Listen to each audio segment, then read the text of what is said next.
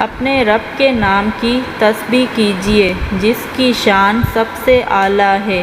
وہی تو ہے جس نے انسان کو پیدا کیا پھر اس کے اعضاء کو درست کیا، جس نے اس کی تقدیر بنائی پھر اسے فطری ہدایت عطا فرمائی۔ وہی تو ہے جس نے زمین سے سرسبز نباتات اگائیں پھر اسے سیاہ کوڑا کرکٹ بنا دیا۔ اے نبی صلی اللہ علیہ وسلم، ہم آپ کو قرآن ایسے پڑھا دیں گے کہ آپ صلی اللہ علیہ وسلم کبھی نہیں بھولیں گے، سوائے اس کے جو اللہ چاہے۔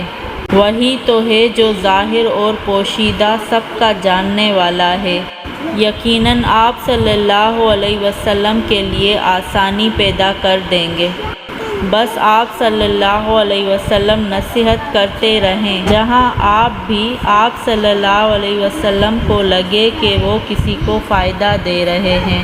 جس شخص کے بھی دل میں اللہ کا خوف ہوگا وہ ضرور اس نصیحت کو قبول کرے گا، اور جو بدبخت ہوگا وہ اس نصیحت سے دور رہے گا۔ اسے قیامت کے دن ایک بہت بڑی آگ میں جھونک دیا جائے گا، وہاں وہ نہ مرے گا اور نہ ہی جیے گا۔ یقیناً کامیاب ہوگا جس نے اپنے نفس کو گناہوں سے پاک کر لیا اور اپنے رب کا نام یاد رکھا اور نماز پڑھتا رہا۔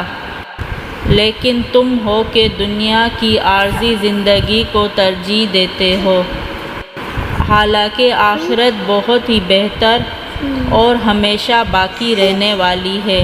یقیناً پہلی آسمانی کتابوں میں بھی یہی لکھا تھا جو ابراہیم اور موسیٰ پر اتاری گئی تھی۔